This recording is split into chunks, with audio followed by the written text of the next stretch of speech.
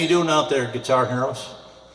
All right, we're gonna talk about a little simple blues shuffle here today, because the importance of these blues shuffles is that it's a substitute for playing chords. Is really what it boils down to, because theoretically they are chords. The beautiful thing about this is there's so many variations of rhythm that you can apply to this.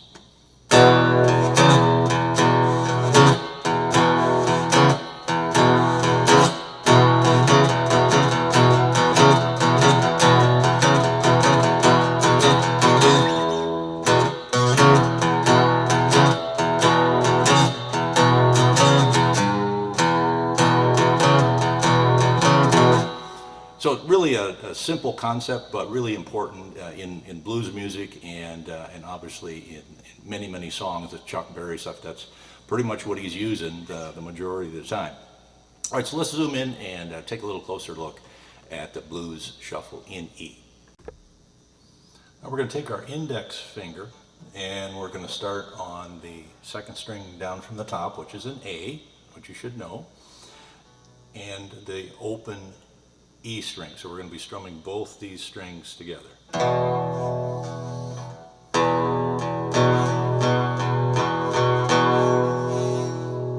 And then to complete the shuffle, we're going to bring our little pinky or your third finger, whichever feels comfortable for you. The pinky feels better for me. If I bring the third finger, then I have to bend this finger at an angle, you know, to get over here. And I use it sometimes, but most of the time I feel more comfortable using the pinky. And so we're going to kind of come down on that.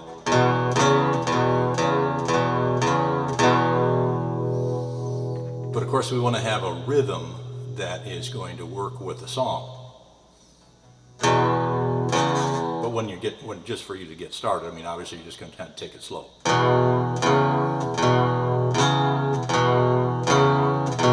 So one strum down on the first two strings. Put the pinky down, and you can strum as much as you want, I mean a number of times. See, there I did two, and only one with the pinky down.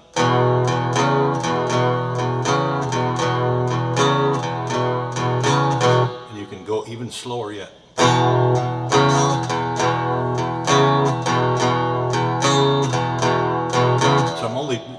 Only one note here, one strum with the pinky down in this case. You don't have to.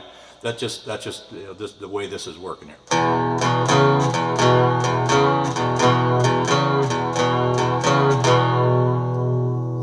And then you know when you want to get a little fancier.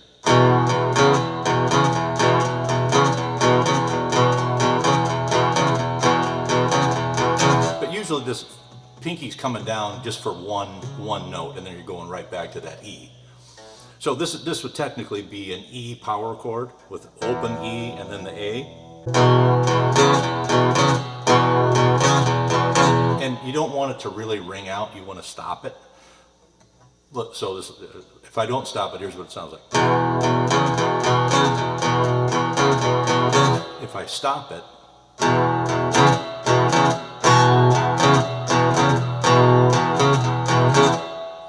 and the way I stop it is I just lay my hand quickly down on the strings in between, and then I release the pressure of this finger here. I'll bring the pressure up, and then it'll stop ringing. Okay, well that's our first chord, short chord so to speak.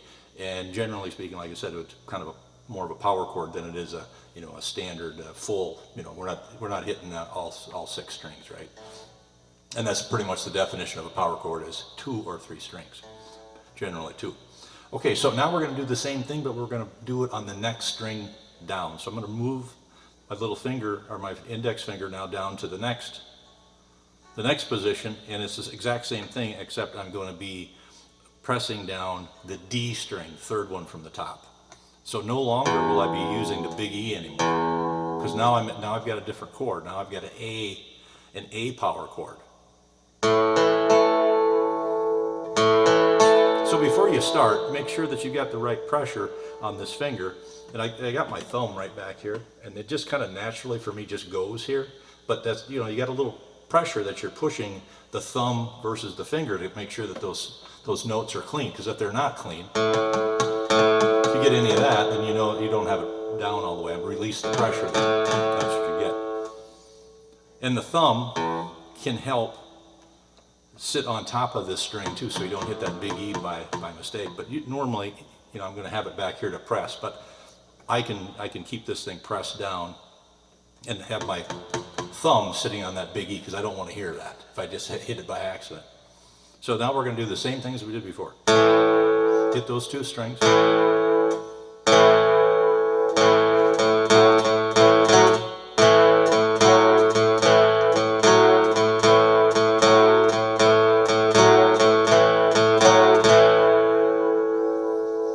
So, thinking about the key that we're in, key of E, we've got 3 chords in the key of E, 3 major chords. That's what we're working with here. There's no minors, no sevenths, none of that in here, just the 3 majors. And generally, I think that whenever you're just doing 2 and 3 note, it ends up being a major if you're only 2 strings, but that doesn't matter right now. Okay, so once we get on the A,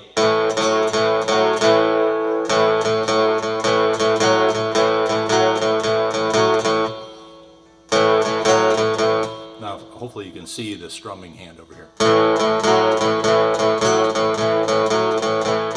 Now this is all downstrokes, there's no upstrokes. Okay, so now the 3rd chord, we got E, we've done an A, now B, that's our next chord. So how do we get to B? So let's go through this just so you maybe see how the transition works.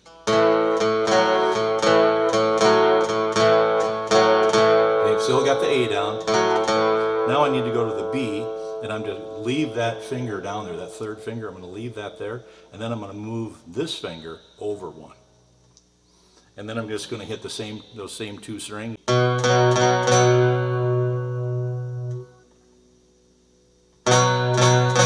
That's our B. And now I'm going to go back to A, but a little different way. So I'm hitting these 2 strings, the A and the D. But just gives a little bit different feel. So let's go through this again and make sure. So we're on the A.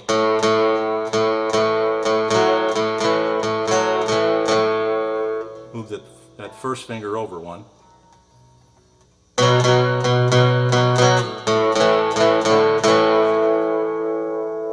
And then we're ready to start over.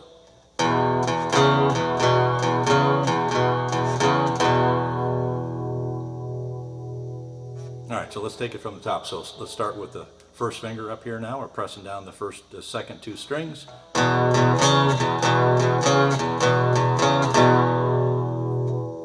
Move over 1.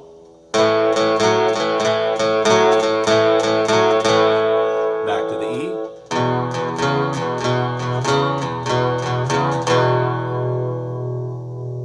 Now, when I get back to the E, I've already got, this finger's already in that spot, and then this finger is going to stay where it was, and that's the B. So we can see here, first finger's on that 2nd string down the A, and then the 3rd finger here is on the 3rd string down, which is the D.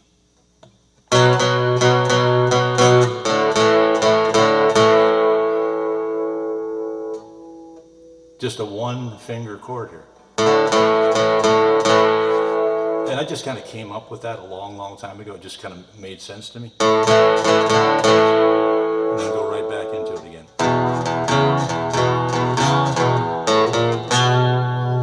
Because we want to end it there, but we need to turn around to start over.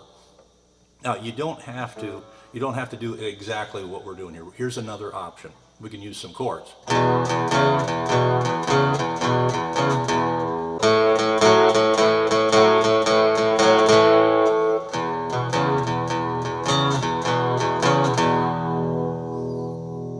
Now I can slide down into a B7 chord. Hopefully you know what this one is. B7. And on the B7, we don't like this string, not the biggies. The biggie, so I lay my thumb on it, mute it. A7, And then I can go right back into it.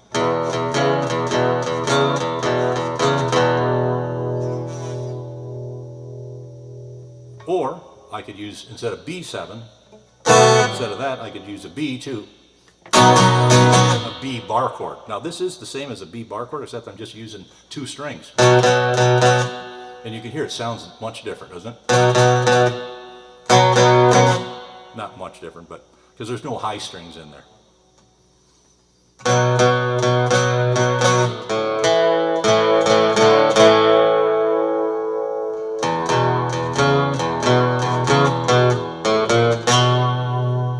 So there's a typical little, little ending, and you've probably heard it 100 times.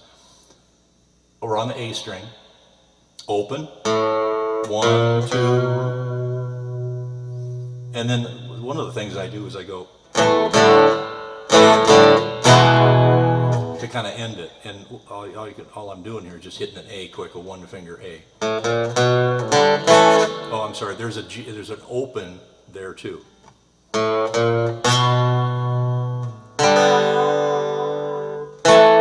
I'm sorry, so I go right to the A, open, E, and that open one is a G because these strings in here are open, right? Remember on a G, the 3 strings in the middle are open. So you can get that by just hitting these same strings. And then you can end it like that too. So there's a whole bunch of variations on this. The other thing is you can mute. You can mute the by laying your hand down here on the strings.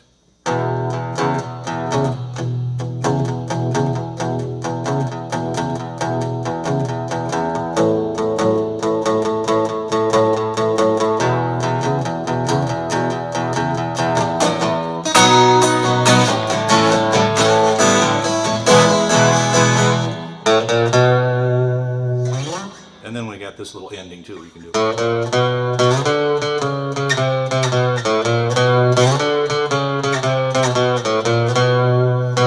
So it's real easy to get there. Just slide this thing up to the 5th fret. Now remember on the A string, the second one from the top, and a couple of hits on each one. And then you stop here on the 2nd string, and then guess what? It sounds like it needs to happen again. Right? It just keeps going.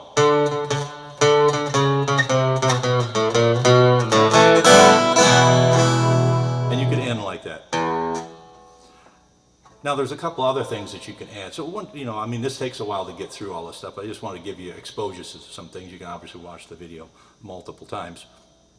We got another ending over here. We can slide up, start on the 2nd string. I'm on the G string. Now I'm going to the little E.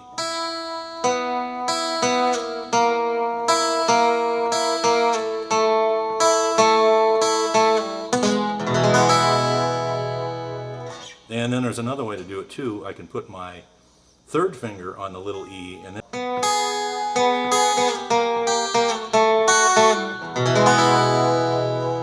so there's 2 other kind of turnarounds.